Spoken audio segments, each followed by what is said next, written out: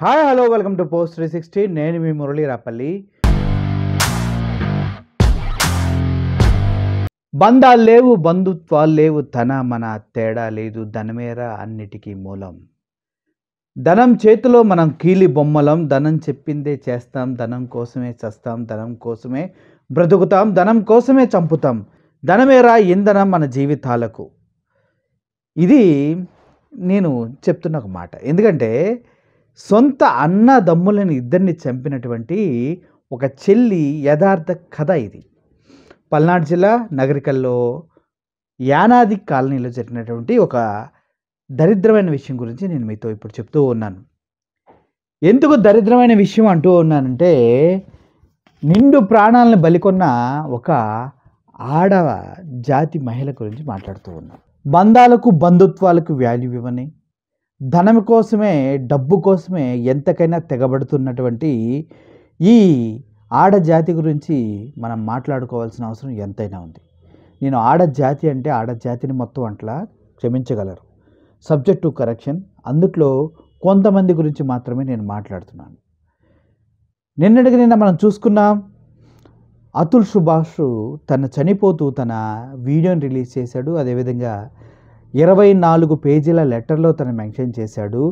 తను 498 కేసు పెట్టిన భార్య తన పైన ఏ విధంగా టార్చర్ చేసింది, తన సొంత కొడుకును కూడా చూయించకుండా ఇంట్లోనే ఉంచుకొని భర్త దగ్గర నుంచి 3 కోట్లు డిమాండ్ చేయడంతో పాటు అతని పైన 8 కేసులు పెట్టి ప్రతి వారానికి 2 రోజులు కోర్టులకు తిప్పి నానా టార్చర్ పెడితే దాన్ని తట్టుకోలేక ఆత్మహత్య చేసుకున్న వ్యక్తి అతుల్ సుభాష్. ఇది ఇంటర్నేషనల్ వైడ్గా చాలా చర్చనీయాంశమైనటువంటి కేసు.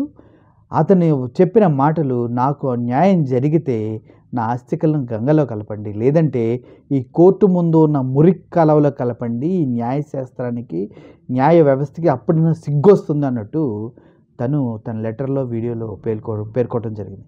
అది అయిపోకముందే ఇప్పుడు నగరికల్లు యానాది కాలనీలో, పల్నాడు డిస్టిక్ నగరికల్లు యానాది కాలనీలో సొంత చెల్లి ఇద్దరు అన్నల్ని, గోపికృష్ణ రామకృష్ణ ఇద్దరిని, అన్నని తమ్ముని చంపిన ఉదంతం చాలా చాలా బాధ కలిగిస్తుంది. ఎందుకంటే వాళ్ళ ఫాదర్ ఒక గవర్నమెంట్ స్కూల్లో టీచర్గా పనిచేస్తూ ఉన్నారు. తనకి పక్షవాతం వచ్చి బెడ్ రెస్ట్ అయిపోయారు. తనకి సేవలు చేస్తూ అక్కడే ఉండిపోయింది వాళ్ళ కూతురు. తన పేరు కృష్ణవేణి. తర్వాత ఏం జరిగింది, వాళ్ళ ఫాదర్ అలాగే పక్షవాతంతో చనిపోవడం జరిగింది. ఆ తర్వాత తండ్రి చనిపోయిన తర్వాత గవర్నమెంట్ పరంగా కొన్ని బెనిఫిట్స్ వస్తాయి. అది వాళ్ళకి కావాల్సినటువంటి అన్ని సెటిల్మెంట్ జరిగితే కొంత అమౌంట్ అనేది వస్తూ ఉంటుంది. ఆ అమౌంట్ కోసం అనేసి అన్నా చెల్లెల మధ్యలో గొడవ జరిగింది. ఆ అమౌంట్ ఏదైతే 40 లక్షలు వస్తుందని చెప్తున్నారు, పిఎఫ్లు గిఎఫ్లు అన్నీ కలుపుకొని 40 లక్షల డబ్బు నాకంటే నాకును గోపికృష్ణ రామకృష్ణ ఈ కృష్ణవేణి చెల్లి ప్రతినిత్యం గొడవలు పడుతూ ఉండేవారు. సో ఓవరాల్గా ఆ అమ్మాయికి కూడా పెళ్ళయింది, భర్తను వదిలేసి ఇంట్లో ఉంటుంది. గోపికృష్ణకేమో ఒక పోలీస్ కానిస్టేబుల్ జాబ్ ఉంది, హ్యాపీగా ఆయన జాబ్ చేసుకుంటూ విడిపోయి వాళ్ళ కుటుంబంలో కలిసి ఉంటున్నాడు. అదేవిధంగా రామకృష్ణ మాత్రం చిన్నవాడు, ఆయన తండ్రితో కలిసి ఉంటూ ఉన్నాడు.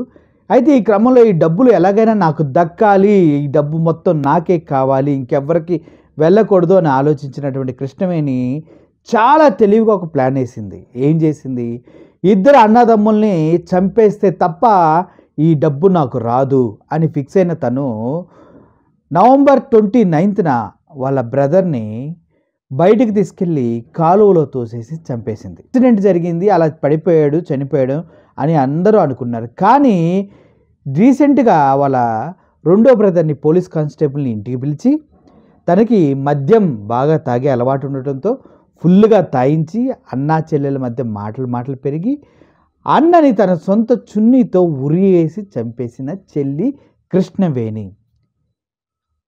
తండ్రి చనిపోయాడు, ఉంచుకున్న భర్తను వదిలేసింది, అన్నలిద్దరినీ చంపేసింది కేవలం డబ్బు కోసం. సయోధ్యగా ఎంత అని సెటిల్ చేసుకుని వెళ్లకుండా ఇంత దారుణంగా అన్నల్ని అందరినీ చంపేసింది ఆ చెల్లి కృష్ణవేణి.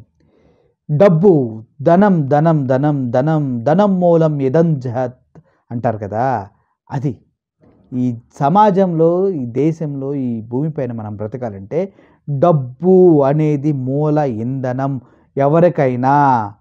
దానికోసం ప్రాణాలు తీస్తాం, ప్రాణాలు లెక్క చెయ్యం, ఎవరి కోసమైనా ఎంత సాహసమైనా చేస్తాం. చివరికి కన్నవారిని, కట్టుకున్న వాడిని, రక్త సంబంధికులను కూడా దారుణంగా హత్య చేస్తాం. అది డబ్బంటే. సో ఈ కృష్ణవేణి చేసినటువంటి ఇటువంటి దారుణాన్ని క్షమించటానికి మాత్రం ఇటువంటి యోగ్యత లేదు ఆవిడకి.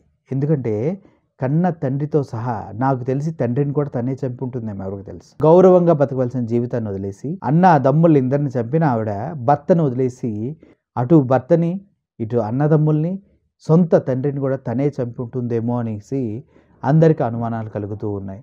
కృష్ణవేణి లాంటి వారిని ఈ సమాజం చీడ పురుగు కన్నా హీనంగా చూడాలి. ఇటువంటి వారిని సభ్య సమాజంలో బ్రతకకుండా జైల్లోనే జీవితం అంతముందేలాగా తీర్పులు ఇవ్వాలని కోరుకుంటూ ఉన్నాం. Thank you for watching this video. I'm Murali signing off. Thank you so much.